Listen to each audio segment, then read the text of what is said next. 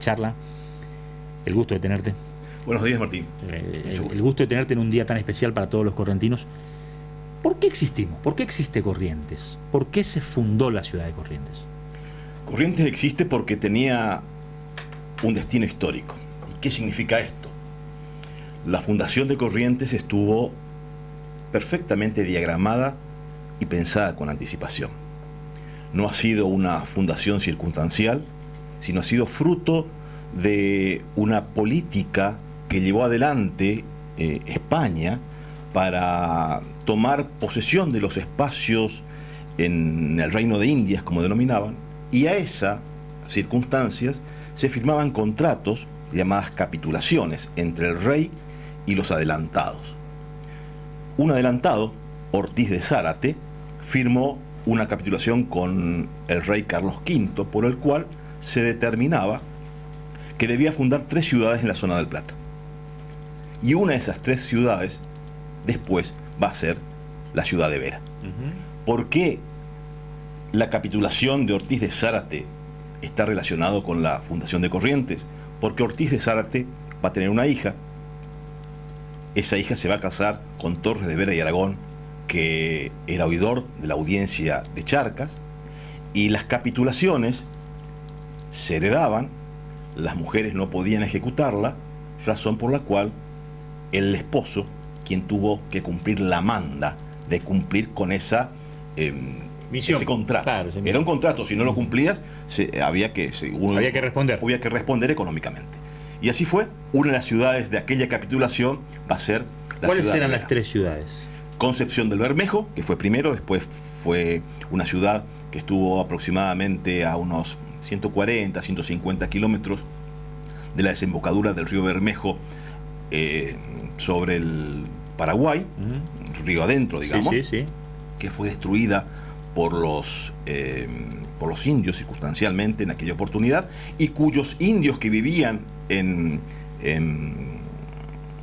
Concepción del Bermejo van a poblar Santa Ana de los Guácaras.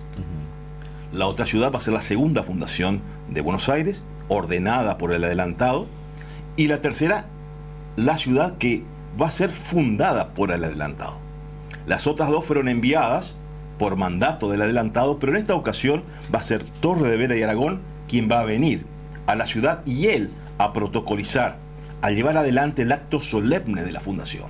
Se va a quedar poco tiempo, pocos días, y después se va a instalar las instituciones del Cabildo y las instituciones que van a dar origen a la ciudad.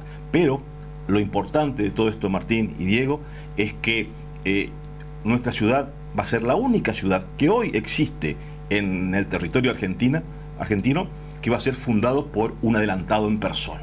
No mandado a fundar, sino que el adelantado mismo cumplió con la protocolización, con la solemnidad, con los requisitos del acto jurídico en el cual se debía fundar una ciudad. Y así fue la fundación de la ciudad de Vera. ¿Cuánto tiempo estuvo Vera en Corrientes? Estuvo 2 días, creo. No más de eso. Pocos días. Vino al acto. Esto no significa que la ciudad se la fundó en esos días. No, la ciudad fue, o mejor dicho, el marco geográfico de la ciudad donde estaba sentado ya estuvo diagramada, pensada desde Asunción de hace tiempo atrás, porque había toda una campaña para llevar adelante esta fundación, pensada por Torres de Vera y Aragón y llevada en gran parte por Alonso de Vera, uno de sus sobrinos. Bueno, cuando uno ve, por ejemplo, la historia de los Estados Unidos y ve que la mayoría de sus ciudades fueron fundadas en las orillas del Mississippi, en el trabajo de colonización hacia adentro, ¿no? Uno ve una coordinación del accionar colonizador, por decirlo de alguna manera. Acá viene la pregunta pensando en nosotros. ¿Tenemos más que ver con Asunción o tenemos más que ver con Buenos Aires, que está en la desembocadura de toda la gran cuenca del Plata? Sin duda que esta red de ciudades estaban vinculadas. La ciudad de Corrientes, la ciudad de Vera, fue fundada por asunceños. Fue fundada la partida de fundación, parte de Asunción, surge de Asunción tanto por tierra como por río. Y esto va a generar un vínculo. Van a ser asunceños que van a fundar la ciudad. Asunceños que se van a avecindar en la ciudad. Y esto va a generar un vínculo que va a ir creciendo con el tiempo. social, económico, político, eclesiástico también. Y con el tiempo, Buenos Aires va a adquirir una dimensión que la va a desbordar a Asunción por su ubicación estratégica, geográfica, con su puerto mirando hacia el mar, lo que la va a transformar en la ciudad más importante después del virreinato. Luego, capital virreinal. Pero la relación de Corrientes con Asunción se va a dar, desde luego, por su cercanía geográfica, pero también se va a dar por la interrelación comercial, económica, social, política, y esto va a generar también muchas afinidades, como también conflictividades. Bueno, esta pregunta que yo te formulé tiene que ver con un contexto histórico, más que con lo que puede pasar hoy en términos de protocolo. Se juntan por ahí dos consejos deliberantes y dicen, nos declaramos ciudades hermanas. O sea, ¿tenemos una hermandad indiscutible con Asunción? Desde luego, desde luego. Y esa hermandad, muchas veces, al tener el mismo origen, genera disputas. Esto no quiere decir que la hermandad no genere... Como pasa con las hermandades. Como pasa con las hermandades y en las mejores familias. Seguro, seguro. Esto ha ocurrido en la historia correntina paraguaya. Y no hablar de historia argentina paraguaya, porque la Argentina estuvo alejado del Paraguay. En cambio, Corrientes estuvo cercana. Cercana en lo físico, en lo espiritual, en lo cultural. Cercana en sus límites, en sus fronteras, en disputas. En sus fronteras, en disputas, en lo bélico, como bien decís. Entonces, en este marco vemos que esta interrelación correntina-paraguaya, que nace en el mismo momento de la fundación, con los paraguayos fundando Corrientes, y esos asunceños que se afianzaron en la ciudad y, por supuesto, después encontraron cuyo vínculo más importante con aquella ciudad, madre de ciudades. Dardo, y hoy decías, Alonso de Vera fue un poco el brazo ejecutor de esa decisión de Juan Torres de Vera, que estuvo 2 días. Una vez que se va Torres de Vera y Aragón, ¿quién queda a cargo de la ciudad, de la organización de esos primeros tiempos, de esos primeros meses, años, en la que llegaba el turno de asentar la ciudad y que no pase lo mismo de Concepción del Bermejo?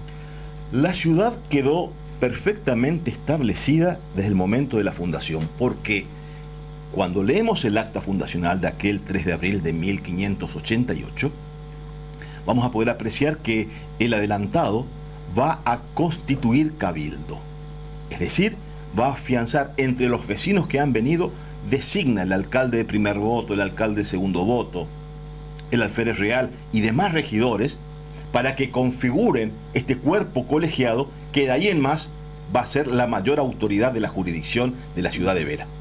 Y en ese contexto el cabildo va a adquirir la función histórica del derecho castellano y el derecho indiano, que va a ser llevar adelante las funciones de gobierno, justicia, hacienda y policía. Se va a hacer cargo de la administración pública en nombre del rey. En ese hay una, no sé si existe todavía esa disputa histórica de determinar el lugar donde se fundó la ciudad de Corrientes. ¿Dónde estuvo asentada esa primera instancia de la ciudad de Corrientes? Porque algunos historiadores dicen la Punta Arasatí, otros dicen la zona de la Punta San Sebastián y otros dicen la actual Plaza 25 de Mayo. Sí, no hay un documento que diga exactamente la ubicación cartográfica donde estuvo el mojón fundacional y el acto fundacional. Ahí vienen las interpretaciones de los historiadores, Mantilla, Contreras y una decena de otros historiadores que ubican de acuerdo a diversas interpretaciones. Como dije anteriormente, la ciudad de Corrientes no tuvo una fundación improvisada, razón por la cual se tuvo que armar el lugar. No es que Torres de Vera y Aragón vino con las naos, bajó con, que al final eran barcos de escaso calado, claro, con sus canoas, bajó y ahí hizo el acto solemne. No, estaba perfectamente diagramado el lugar, estaba configurado ya por Alonso de Vera, que vino con anterioridad, con cabezas de ganado, con pobladores, que afianzar y para urbanizar en cierta manera el espacio. El adelantado tan solo vino al acto protocolar, al acto fundacional, a la determinación de la solemnidad de levantar la espada, de prestar juramento ante los vecinos, antes que lo acompañaban, y decir lo que exigía la ley, hacer la escritura del notarial fundacional, en el cual se manifestaba el acto que era exigido por la legislación indiana. Dardo, si esta es una pregunta que por ahí te puede llevar un tiempito de pensar, pero si tuvieras que elegir 3 momentos claves de la historia de Corrientes en su recorrida, ¿cuáles 3 podrían? momentos. 3 momentos. Porque te podría pedir 5, 10, pero 3. Es tan frondosa la historia, claro. Y marcaría algunos. Sin duda, la primera constitución de Corrientes, la primera constitución que le va a dar identidad. 1821 esto, ¿no? 1821. Otro impacto importantísimo para la historia de Corrientes en el siglo XIX fue el triunfo de Caseros, porque no tiene dimensión muchas veces la historiografía de lo que significó el aporte de Corrientes para llegar a Caseros.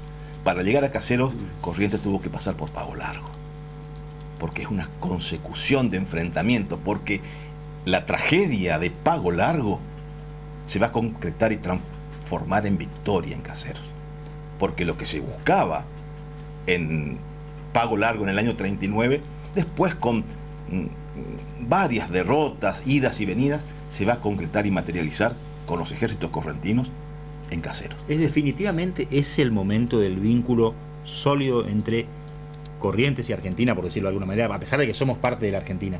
Pero a partir de ahí ya uno no puede pensar en un futuro fuera de Argentina, de Corrientes. Corrientes nunca se pensó fuera de la Argentina. Porque si en algún momento se hubiese pensado fuera de la Argentina, hoy no seríamos Argentina. Corrientes tuvo la oportunidad en el proceso organizativo de romper los ligámenes con lo que consideraba la familia argentina. Y contrariamente, Corrientes desde adentro enfrentó a pesar del yugo del tirano, a mezquindades del puerto, al federalismo que la azotaba, a las cuestiones contrarias al federalismo que la azotaba, a la no organización nacional, y a pesar de todo ello optó por el camino más difícil, el de mantenerse adentro y ligada a las provincias, a las argentinas y a la familia y a argentina, la construcción argentina. Y a la construcción argentina. Y ahí está su gigantismo espiritual. Ahí está su entrega. No vamos a encontrar en ningún momento en los mensajes de los gobernadores, en las disputas de las legislaturas del siglo XIX, que se plantee una renuncia o una secesión. Una secesión o un planteo de Corrientes fuera de la Argentina. Corrientes llevó adelante ese proceso por el federalismo argentino y por la organización de la Argentina. Corrientes ya estaba organizado. ¿Y el tercero, después de Caseros? Y el tercero, después de Caseros, podría ser la heroica resistencia que lleva adelante Corrientes cuando fue invadida durante la Guerra del Paraguay. Sola con sus recursos, sus espíritu guerrero y su coraje, los hombres y mujeres de Corrientes se enfrentaron sin la Argentina, porque la Argentina, a partir recién de agosto, septiembre, los ejércitos de Mitre llegarán a la provincia. Los correntinos se bancaron solo la resistencia contra un invasor. A una potencia entonces de la región. Dardo, el placer de escucharte. Esta charla podría prolongarse muchísimo. Tenemos generalmente la dinámica de la actividad que nos convoca, pero te vamos a molestar de nuevo. Muchas gracias por el espacio y siempre disfrutamos con la historia de nuestra provincia. Sin duda, es un placer. ¿Pausa, Tere? Sí, señor. Corrientes cumple 35 años. ¿Qué es lo que más te gusta de esta ciudad? Mándanos un audio, participa y podés ganar. Ya venimos. Una jaula